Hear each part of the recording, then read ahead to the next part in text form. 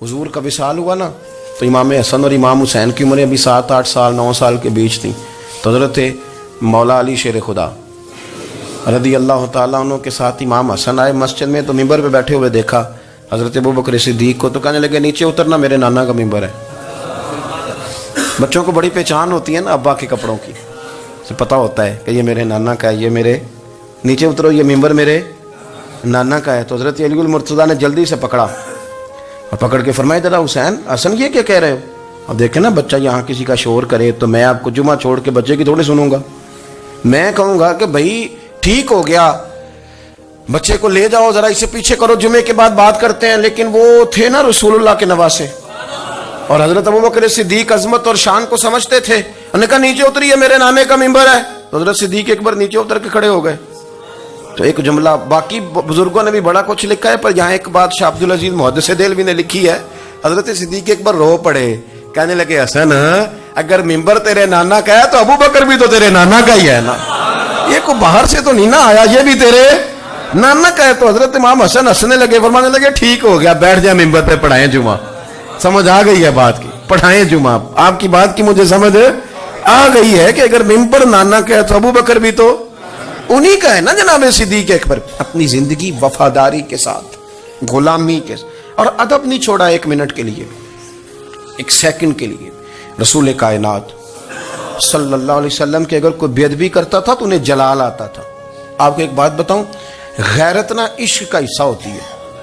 ہم بڑے شریف لوگ ہیں پر ہم کہتے ہیں سارے کام کرنا, حضور کے بارے میں بات کوئی نہ کرنا, یہ نہیں ہم برداشت کرتے. وہ کس طرح کا عاشق ہے کہ محبوب کے خلاف بات بھی سن گئے؟ یہ عشق ہے, یہ تو توہین کی تو نے. حضرت صدیق وہ بڑے میٹھے بڑے ٹھنڈے آدمی تھے. عروہ بن مسعود ثقفی بعد میں مسلمان ہوئے. وہ کہتے ہیں میں حدیبیہ کے موقع پہ آیا تو مجھے پتا تھا, میں جانتا تھا ابوبکر صدیق بڑی ٹھنڈی طبیعت کے آدمی ہیں. کہتے ہیں نبی پاک صلی اللہ علیہ وسلم کے گرد نا میں نے حالہ دیکھا غلاموں کا, کوئی ہاتھ باندھے کھڑا ہے, کوئی پانی کا قطرہ لینے کے لیے کھڑا ہے, کوئی وضو کا بچا ہوا پانی لینے کھڑا ہے. تو چونکہ وہ آئے تھے کافروں کی طرف سے تو تنقید کرنے والے کو کہانیاں بڑی مل جاتی. تو فوراً عروہ بن مسعود ثقفی کہنے لگے اے محمد ابن عبداللہ صلی اللہ علیہ وسلم, آج یہ آپ کے گرد کھڑے ہیں, پر جب تلواریں چمکیں گی تو دوڑ جائیں گے. تلواروں کے سامنے کھڑا ہونا آسان نہیں. تو حضرت صدیق ایک بار پیچھے کھڑے تھے, نبی پاک ٹھنڈے مزاج کے آدمی, پر بات ہوئی تھی نا سرکار کے بارے میں, تو دوڑ کے آگے آئے اور اتنا سخت جملہ کہا. کہنے لگے جا کے لات و منات کی شرم گاہ چاٹ, تو کہتا ہے کہ ہم حضور کو چھوڑ جائیں گے. میں نبی پاک کے باقی غلاموں کی بات نہیں کرتا, تیرے پاس جتنے سور میں ہے نا تو سارے لے کے آ, اور نبی پاک کے دفاع کے لیے صرف ابوبکر کی تلوار ہی کافی ہے. تو لا, تیرے پاس جتنے سور میں ہے لا میدان تو لا نا, تیرے پاس جتنے سور میں ہیں. تو کہتا ہے یہ دوڑ جائیں گے. فرمایا تو نے ابھی ہمارا رخ دیکھا نہیں نا, تو آ نا ذرا میدان میں, تو میں تجھے اکیلے کو بتاتا ہوں کہ کس طرح حضور کا دفاع کیا جاتا. عروہ بن مسعود ثقفی کہنے لگے یہ کون ہے؟ دیر کے بعد ملے تھے نا, یہ کون ہے؟ انہوں نے کہا یہ ابو قحافہ کے بیٹے ابو بکر صدیق ہیں. عروہ بن مسعود کہنے لگے یہ تو بڑی ٹھنڈی طبیعت کا بندہ تھا.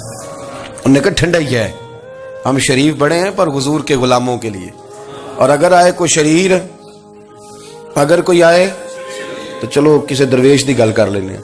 وہ کہتے ہیں اٹ سٹ تے پکھڑا کوار گندل, پھر اسی اور بھی بوٹیاں جاننے ہیں, پھر ہمیں سارا پتا ہے, پھر ہمیں نا سارے طریقے, اٹ سٹ تے پکھڑا پھر اسی اور بھی بوٹیاں جاننے ہیں, پھر نہ ہم کر لیں گے حل, ہمیں وہ حل کرنا بھی آتا ہے. لیکن شریف اس کے لیے جو رسول اللہ کا ادب کرے, جو نبی پاک کی. حضرت صدیق اکبر مؤدب ترین آدمی. کوئی بندہ اگر باہر سے آتا تھا نا حضور سے ملنے تو اس کو پکڑ کے کونے میں لے جاتے تھے, کہتے تھے آپ پہلے میں تجھے ادب سکھاؤں کہ نبی پاک کی بارگاہ میں جانا کیسے. میں تجھے بتاتا ہوں, کہیں ایسا نہ ہو تیرے اعمال ضائع ہو جائے. سانس بھی آہستہ لیتے تھے. مسجد کی صفائی کرنا, ڈیوٹی کرنا, خدمت کرنا, سارا کچھ کرنا, پر بیٹھتے سب سے پیچھے ہو کے تھے, سب سے پیچھے ہو کے. یہ بھی ان کا یہ اعزاز تھا, پیچھے ہٹ کے بیٹھنا. کوئی ایسا کام نہ کرنا جس سے لوگوں کو پتا چلے کہ نہیں نمبر میرا ہے. پیچھے ہٹ کے بیٹھنا, پیچھے پیچھے رہنا. اپنے وہ شہرت سے بچنے والا پیچھے پیچھے رہتا ہے اور جی چاہتا ہے ساری غزلیں اس ظالم کے نام کرے. کچھ لوگ ہوتے ہیں نا وہ پیچھے پیچھے ہوتے ہیں, کہتے ہیں نہیں میں نہیں جی, ایسا تو ہے ہی کچھ نہیں. میرے رسول کریم علیہ السلام کا ادب کرنا. ہم نے نا ساری زندگی سنا ہے کہ الامر فوق الادب, کہ جب حکم آ جائے تو پھر حکم ماننا ہے، ادب. اور اس بات پہ ہمارے طالب علم بڑے پکے ہیں. مرید آج کل کے اس مسئلے میں بڑے کہتے ہیں صاحب نے خود کہا ہے کہ خیر صلاح ہے.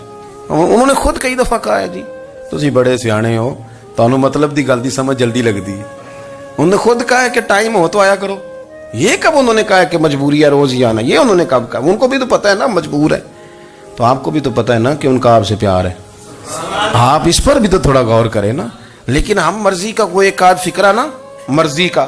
وہ ایک طالب علم یہاں سے گیا تو میرا دل نہیں تھا جائے، تو وہ کہنے لگا جی مجھے حضرت صاحب نے خود کہا ہے، حضرت صاحب نے خود کہا. میں پوچھ کے آیا ہوں.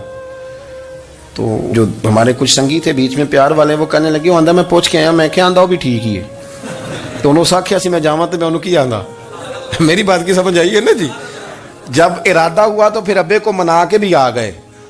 جب ارادہ ہوا تو ابا جی کو میں نے جانا ہے بزرگوں کے پاس ملنے جانا ہے. اور جب ارادہ نہ ہوا تو کہنے لگے حضرت صاحب نے خود فرمایا ہے کہ ابا راضی ہوگا تو اللہ راضی ہوگا.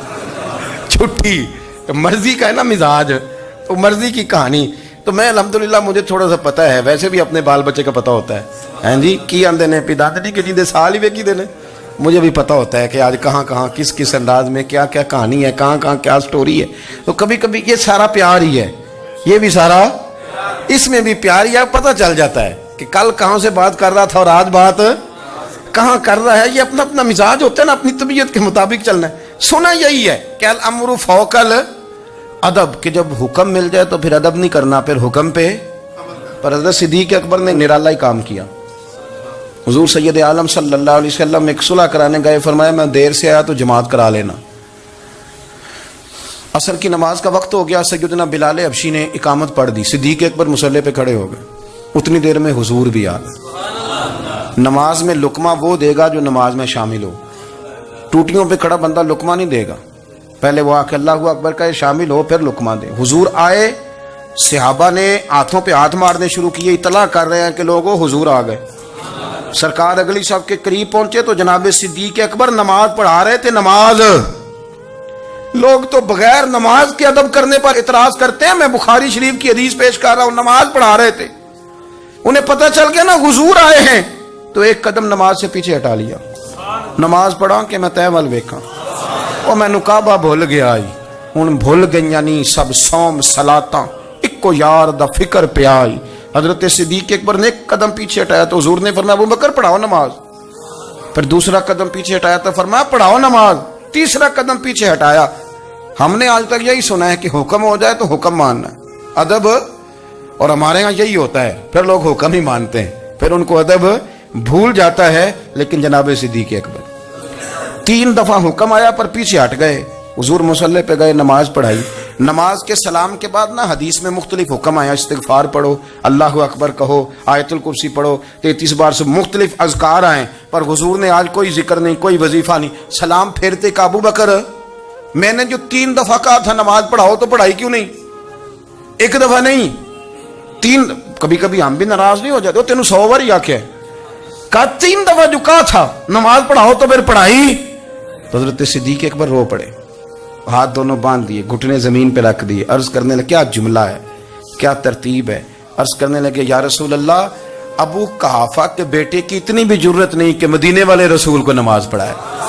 میں اتنا بھی جرت مند نہیں ہو گیا حضور، میں کیسے آپ کے آگے کھڑا رہتا اور آپ میری، یعنی عین نماز کی حالت میں، عین حالت نماز میں بھی ادب. نماز پڑھا کہ میں تین ول ویکھاں. ان کا با بھول گیا مینوں بھول گئیاں نہیں سب صوم صلاتاں، اکو یار دا فکر پہ آئی. دوستو حضرت ابو بکر صدیق رضی اللہ تعالیٰ عنہ کا عشق، ان کا پریم، ان کا پیار، ان کی باتیں. ایک دن نا حضور کے وصال کے بعد اچانک نہ اس طرف جا رہے ہیں، خاصے مسجد سے دور چلے گئے. تو حضرت عمر تھوڑا طبیعت کو جانتے تھے، جناب عمر پیچھے دوڑے، کہنے لگے کدھر جا رہے ہو؟